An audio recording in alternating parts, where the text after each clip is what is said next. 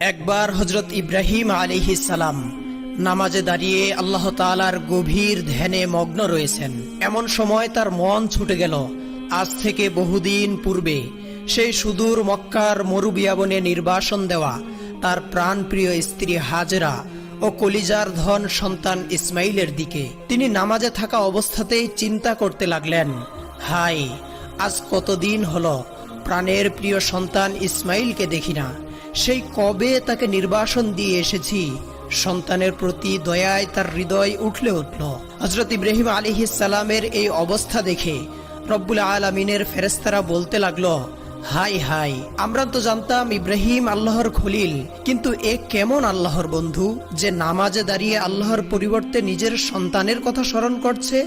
ফেরেশতাদের মধ্যকার এই আলোচনা শুনে রব্বুল আলামিন বললেন, ওহে ফেরেশতারা, আমার খলিলের অন্তরে আমার প্রতি ভালোবাসার বিন্দুমাত্র ঘাটতি হয়নি। তোমরা যেহেতু এই আলোচনা করেই ফেলেছ, তবে দাঁড়াও, আমি তোমাদেরকে এর প্রমাণ দেখিয়ে দিচ্ছি।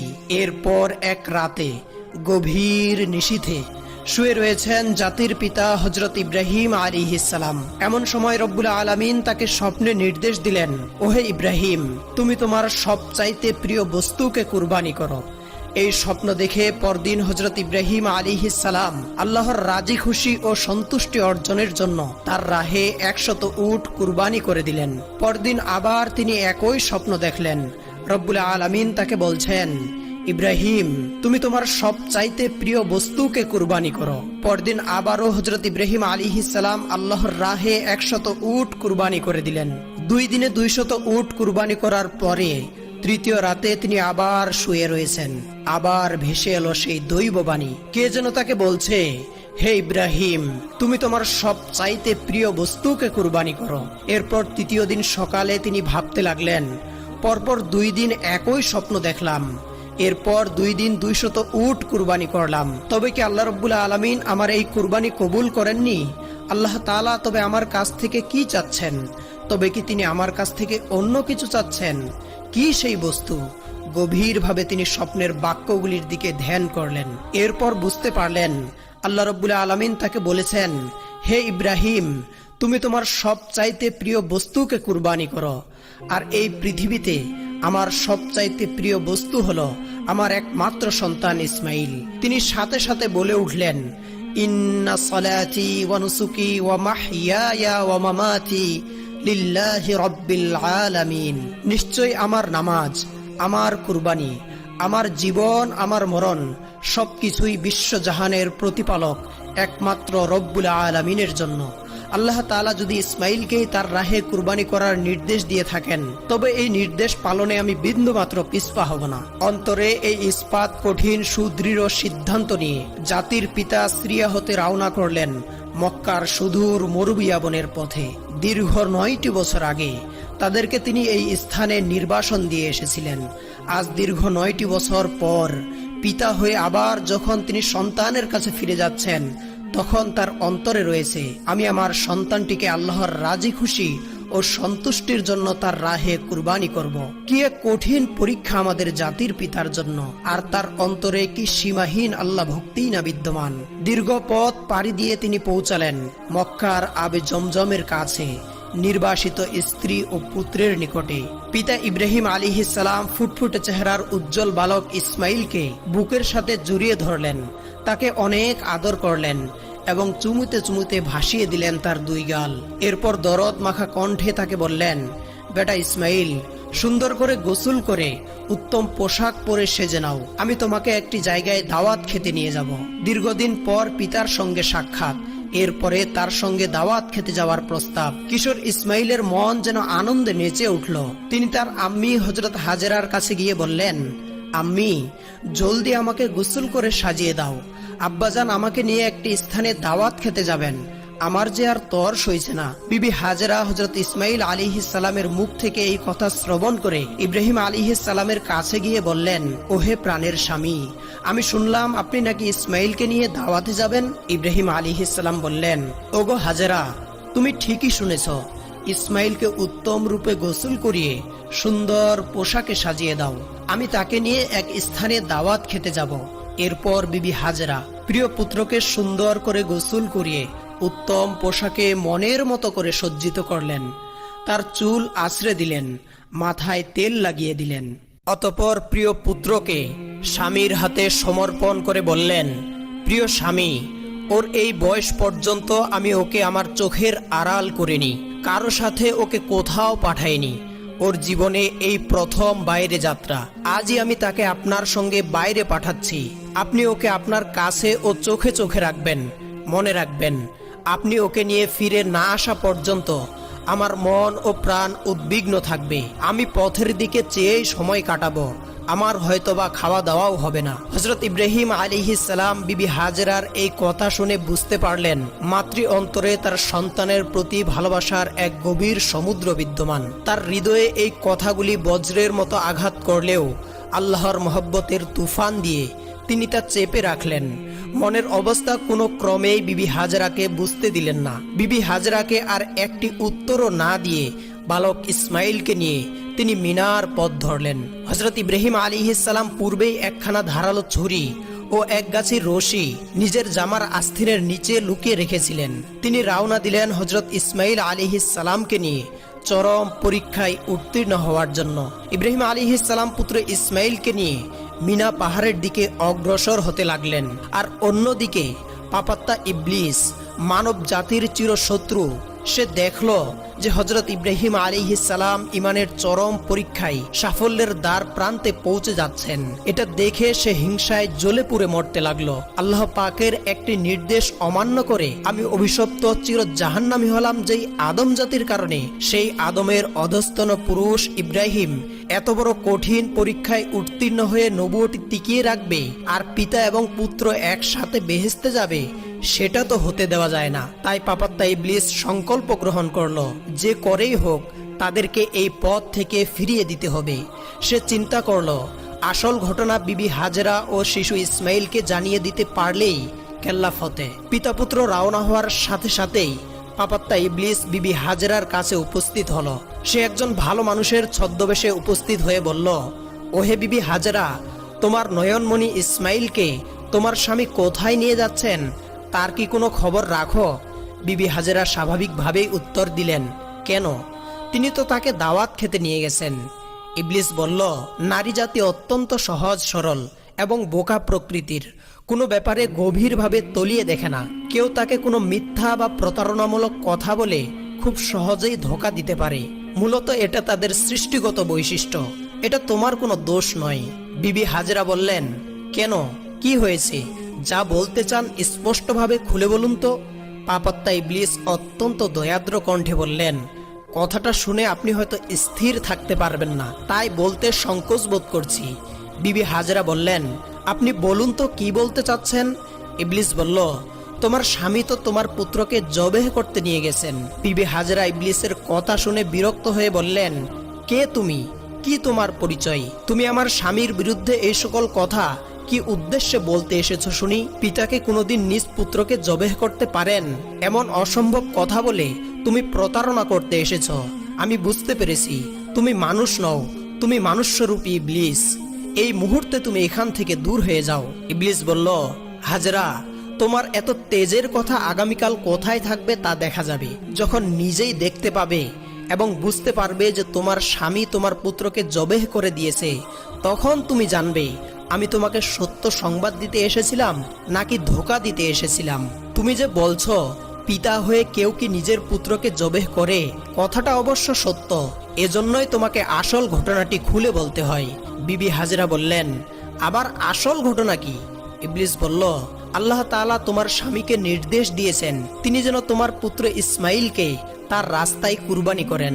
আর আল্লাহ তাআলার নির্দেশ পালন করার জন্যই তোমার স্বামী ইসমাইলকে নিয়ে গেছেন মিনার পাহাড়ে কুরবানি করার জন্য। ইবলিসের মুখে এই কথা শুনে বিবি হাজেরার ভাবান্তর হওয়ার কথা ছিল, কিন্তু নবী পত্নী দৃঢ় ঈমানের বলে বলিয়ান হয়ে বললেন, তোমার কথা যদি সত্য হয় তাহলে তো এটা আনন্দের কথা।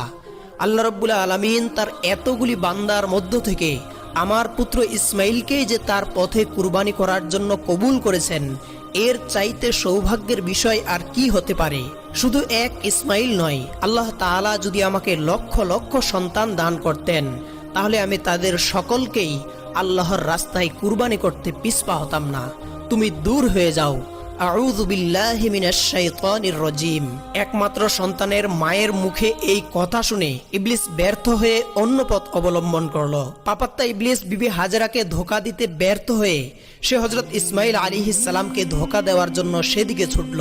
হযরত ইসমাইল আলাইহিস সালাম পিতার পিছনে পিছনেই হাঁটছিলেন। ইবলিস তাকে হাতের ইশারা দিয়ে আরো একটু পিছনে রাখলেন। হযরত ইব্রাহিম আলাইহিস সালাম নিজ গতিতে সামনের দিকে এগিয়ে চলছেন। এই সুযোগে ইবলিস বলল, আরে বোকা ছেলে, তুমি তোমার পিতার সাথে কোথায় যাচ্ছ তা কি জানো? ইসমাইল আলাইহিস সালাম বললেন, কেন? জিয়াফত খেতে যাচ্ছি। ইবলিস বলল, তোমার পিতা তোমাকে প্রতারণা করে তোমাকে নিয়ে চলছেন হত্যার উদ্দেশ্যে। হযরত ইসমাইল আলাইহিস সালাম বলল, আমার পিতা কেন আমার সঙ্গে প্রতারণা করবেন? আমি তো তার একমাত্র সন্তান, আর পিতা কি তার একমাত্র সন্তানকে বিনা কারণে জবেহ করতে পারেন? তুমি মিথ্যাবাদী, দূর হও এখান থেকে। ইবলিস উত্তরে বলল, পিতা কি পুত্রকে এমনিতেই জবেহ করে? আল্লাহ তাআলা তোমার পিতাকে নির্দেশ দিয়েছেন তিনি যেন তোমাকে জবেহ করেন। সে কারণেই তোমার পিতা তোমাকে জবেহ করার জন্য মিনার পাহাড়ে নিয়ে যাচ্ছে। আমার কথা যদি তোমার বিশ্বাস না হয় তাহলে গিয়ে দেখো, তোমার পিতার আস্তিনের নিচে একখানা ধারালো ছুরি আর পকেটে তোমার হাত পা বাঁধার জন্য রশি রয়েছে। এখনো সময় আছে, যদি প্রাণ বাঁচাতে চাও তাহলে পালিয়ে যাও। হযরত ইসমাইল আলাইহিস সালাম ইবলিসের কথা শুনে বললেন, আল্লাহর রাস্তায় কুরবানি হওয়া তো অত্যন্ত সৌভাগ্যের ব্যাপার। আল্লাহ রাব্বুল আলামিন তার অসংখ্য বান্দার মধ্যে আমাকেই যে তার পথে কুরবানির জন্য কবুল করেছেন, এর চাইতে আনন্দ ও সৌভাগ্যের বিষয় আমার জন্য আর কি হতে পারে? রব্বুল আলামিন যদি আমাকে লক্ষ লক্ষ জীবন দান করতেন তাহলে সেই লক্ষ লক্ষ জীবনকেও আমি তার পথে কুরবান করতে পিছপা হতাম না। আমি জানি তুমি মরদুদ শয়তান ইবলিস, এখনই এখান থেকে দূর হয়ে যাও। এই বলে হযরত ইসমাইল আলাইহিস সালাম ইবলিসের দিকে পাথর নিক্ষেপ করলেন এবং তাকে সেখান থেকে তাড়িয়ে দিলেন। হযরত ইব্রাহিম আলাইহিস সালাম পুত্র ইসমাইলকে নিয়ে মিনার প্রান্তরে পৌঁছালেন। তাফসিরে রুহুল মাআনিতে রয়েছে, ইসমাইল আলাইহিস সালামকে জবেহ করার পূর্বে ইব্রাহিম আলাইহিস সালাম তার সঙ্গে পরামর্শ করে নিতে চাইলেন। আল কুরআনুল কারীমের ভাষায় হযরত ইব্রাহিম আলাইহিস সালাম পুত্র ইসমাইলকে বললেন, ইয়া বুনাইয়া ইন্নী আরা ফিল মানামি আন্নী আযবাহুকা ফানজুর মাযা তারা। হে বৎস, আমি স্বপ্নে দেখেছি আমি তোমাকে জবেহ করছি, এখন তোমার অভিমত কি? হযরত ইসমাইল আলাইহিস সালাম বললেন, ইয়া আবাতি ফাআল মা তু'মার সাতাজিদুনি ইনশাআল্লাহু মিনাস সাবিরিন। হে পিতা, আপনি যা আদিষ্ট হয়েছেন তাই করুন, ইনশাআল্লাহ আপনি আমাকে ধৈর্যশীলদের মধ্যে অন্তর্ভুক্ত পাবেন। হযরত ইসমাইল আলাইহিস সালামের এই জবাবে ইব্রাহিম আলাইহিস সালাম অত্যন্ত খুশি হলেন। ইসমাইল আলাইহিস সালাম তখন হযরত ইব্রাহিম আলাইহিস সালামকে বললেন, আব্বাজান, আমাকে জবেহ করার পূর্বে আপনার কাছে আমার 3টি অনুরোধ রয়েছে, দয়া করে সেগুলি রক্ষা করবেন।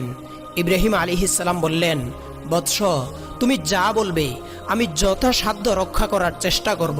ইসমাইল আলাইহিস সালাম বললেন, প্রথমত আমার হাত পা ভালোভাবে বেঁধে নিন। আমি দেখেছি জবেহ করার সময় জন্তুরা হাত পা ছোড়াছুরি করে, আমিও যদি সেরকম হাত পা ছোড়াছুরি করি আর সেই হাত পা গুলি যদি আপনার গায়ে লাগে তাহলে এটা আমার জন্য বিয়াদবি হবে, আর আমি চাই না মৃত্যুর পূর্বে আপনার সঙ্গে বিয়াদবি করে ইন্তেকাল করতে।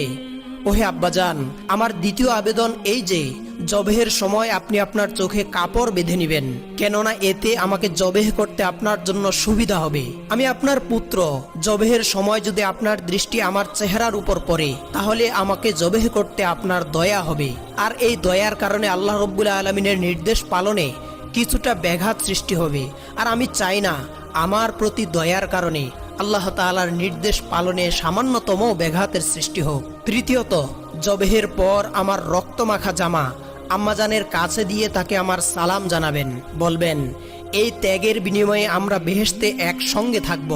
তাকে বলবেন আল্লাহর আদেশ পালনের জন্য শুকরিয়া আদায় করতে এবং আমার জন্য দুঃখ না করতে। পুত্রের এই কথায় হযরত ইব্রাহিম আলাইহিস সালামের হৃদয়ে ভরে গেল। ও ছুরি বের করলেন। ইসমাইল আলাইহিস সালামের হাত পা বেঁধে চোখে কাপড় বেঁধে তাকে মাটিতে শুইয়ে দিলেন। ছুরি হাতে নিয়ে তিনি প্রস্তুত তার একমাত্র সন্তানকে জবেহ করতে তিনি দৃঢ় প্রতিজ্ঞ। আল্লাহর আদেশ পালনে কোনো শক্তি আজ তাকে বাধা দিতে পারবে না। এই দৃশ্য দেখে আসমান ও জমিনের ফেরেশতারা প্রকম্পিত হতে লাগলো। তারা আল্লাহর তাসবিহ ও পবিত্রতা ঘোষণা করতে লাগলো।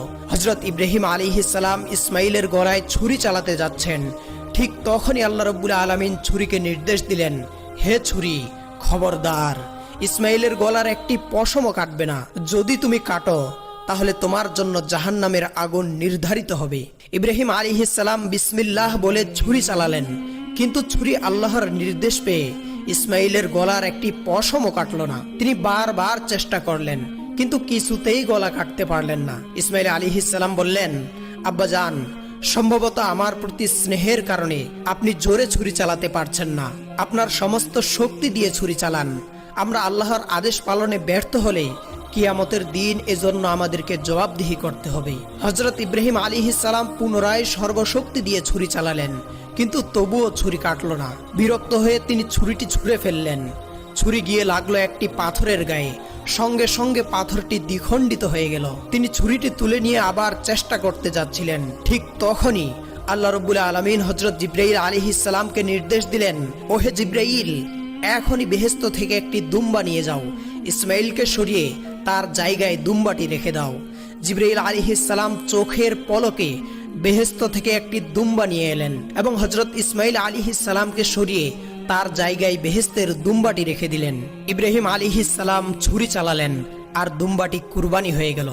কুরবানি শেষে তিনি বললেন, আলহামদুলিল্লাহ। হযরত ইব্রাহিম আলাইহিস সালাম মনে করেছিলেন তার ছুরির নিচে তার পুত্র ইসমাইল জবেহ হয়ে গেছে, কিন্তু চোখ খুলে তিনি দেখলেন, এ কি অবাক কাণ্ড! ইসমাইল তো তার পাশে দাঁড়িয়ে রয়েছে, কুরবানি তো হয়েছে একটি বেহেশতি দুম্বা। এই দৃশ্য দেখে হযরত ইব্রাহিম আলাইহিস সালাম ফেরেশতা জিবরাইল আলাইহিস সালামকে বললেন, ভাই জিবরাইল, আল্লাহ রাব্বুল আলামিন কি তবে আমার কুরবানি কবুল করলেন না? আমি তো আমার সন্তান ইসমাইলকে কুরবানি দিতে চেয়েছিলাম, কিন্তু কেন তাকে কুরবানি দিতে পারলাম না? হযরত জিবরাইল আলাইহিস সালাম বললেন, ওহে আল্লাহর খলিল, আল্লাহ রাব্বুল আলামিন আপনার উপর, আপনার পুরো পরিবারের উপর অত্যন্ত সন্তুষ্ট। আপনারা আল্লাহ রাব্বুল আলামিনের রাজি খুশি ও সন্তুষ্টির জন্য যেই ধৈর্য এবং মহব্বতের পরাকাষ্ঠা দেখিয়েছেন, এটা বিশ্ববাসীর জন্য নজির হয়ে থাকবে। আপনাদের সকলের উপর আল্লাহ রাব্বুল আলামিন খুশি হয়ে বেহেশত থেকে এই দুম্বা পাঠিয়েছেন এবং আপনার পুত্রের পরিবর্তে এই দুম্বাটিকেই আপনি কুরবানি করেছেন। এই কথা শুনে হযরত ইব্রাহিম আলাইহিস সালাম আল্লাহ রাব্বুল আলামিনের শুকরিয়া আদায় করলেন। আর এভাবেই রব্বুল আলামিন তার ফেরেশতাদেরকে দেখিয়ে দিলেন তার খলিলের অন্তরে আল্লাহ রাব্বুল আলামিনের মহব্বতের বিন্দু মাত্র ঘাটতি আসেনি। প্রিয় শ্রোতা, এটিই ছিল হযরত ইব্রাহিম আলাইহিস সালাম ও হযরত ইসমাইল আলাইহিস সালামের ত্যাগের অমর কাহিনী।